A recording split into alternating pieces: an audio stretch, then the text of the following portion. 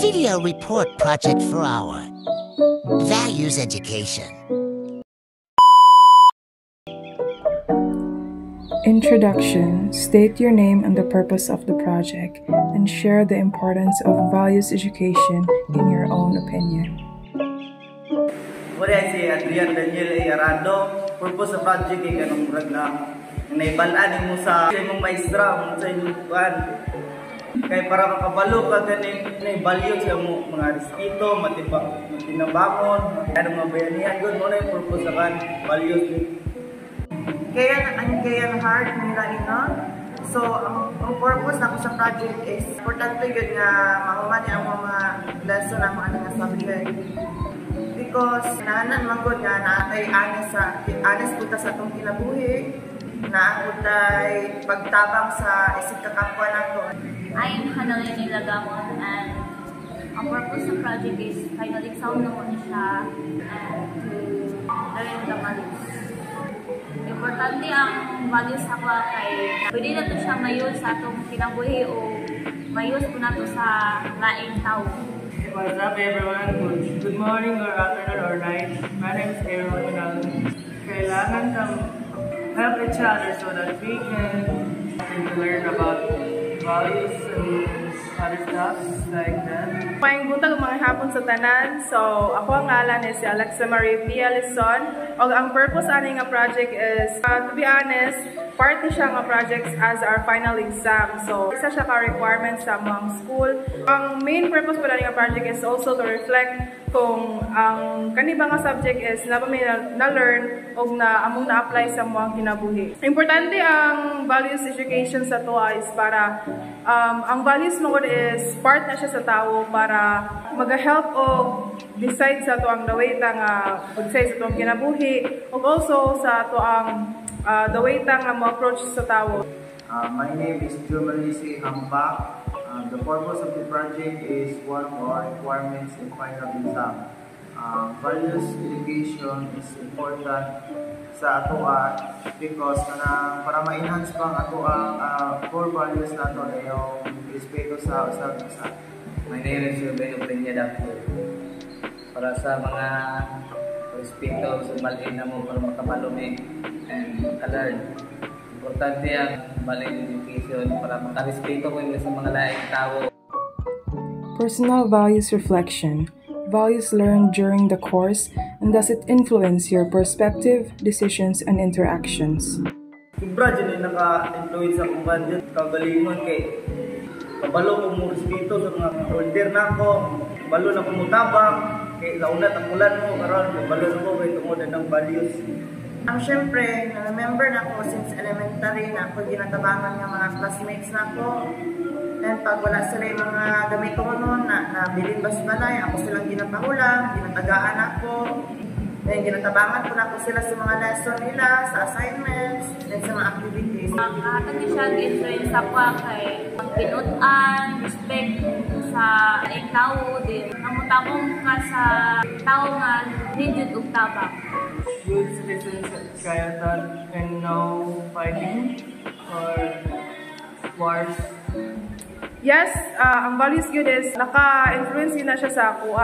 Especially sa perspective in life, no? So, sa values nga dapat positive thinking is, even though nga nagkalisod na itong kinabuhi or daghang problema is, kablutan mo solve and mangita-gita ka ng paraan bitaw para masulban na siya nga problema, and positive lang yun kay everything has a solution. And sa decision making also, importante yun ang values is because kung imong values is kanang negative, so imong decisions is mali gyud. Pero kung imong kanang values is positive, so imong mga decisions in life is nakasasaktong dalan. So di ka masayop kung sa iyong pilion.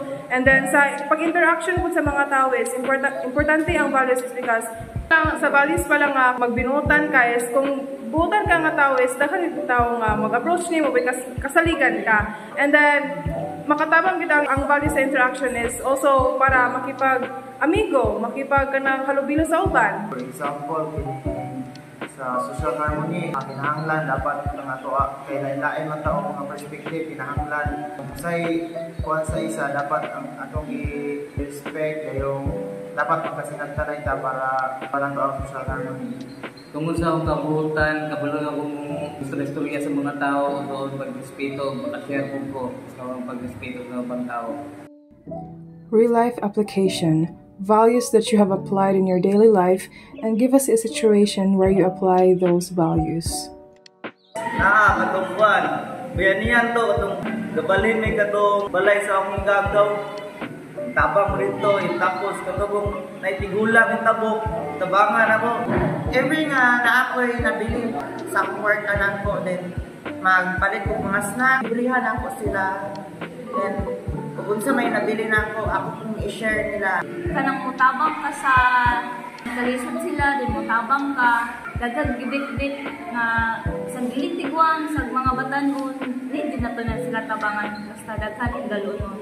So, pwede naman ka mo nga, tabangan ta ka, o kanang, para lang makatabang ka sa laing tao. I give donation to those animals na walay home or something, or shelter, or food or water, or something else.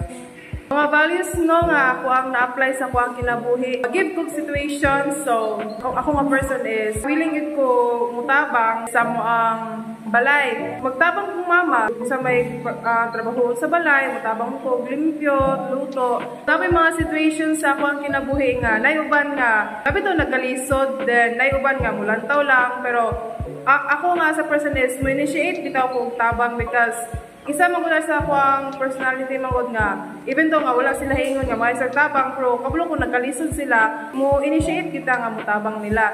So, daghang mga sitwasyon din ako may isa-isa, pero isa to siya sa mga sitwasyon. Halimbawa sa mga barangay, pahina sa isang lugar na dapat maglimpyo, for example, maglimpyo.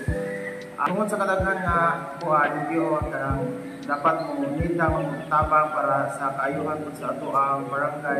Respeto sa mga tiguang, sa panakadak-ang mga istra, tanan-tanan basta sa ikatasaan. Course highlights. Give a specific lesson or module that you have remembered and that has a great impact in your life.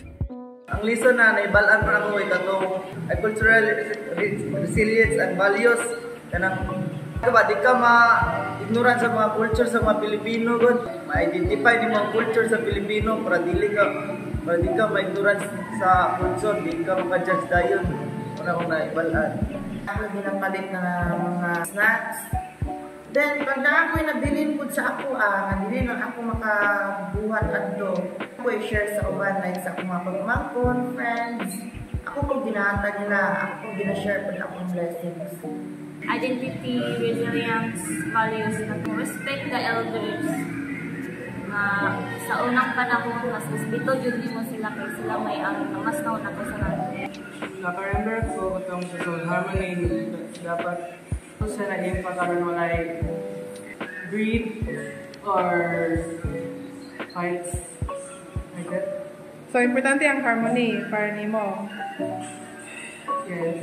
Ang lesson or ang module kaya gihatag ni ma'am na ako nga na-impact yun ako is identity, bitaw ka ng accepting one's opinion, perspective, kay laylahi ta og identity, laylahi ta nga tawo. So, laylahi ta mga values, laylahi ta ka ng mga beliefs, laylahi ta ka ng opinions. So, even though nga kanang diverse atong mga opinions is kahinuusar gyapon ta naay harmony bitaw kanang social harmony sa classroom, sa balay, naay harmony because you accept that person's identity even though laylahi mo kanang perspective, laylahi mo opinion. So, mo to siyang dako kayo siya nga lesson nga dakong impact sa ako. So, maura to siya guys. Bye. I remember kanang lesson na cultural values.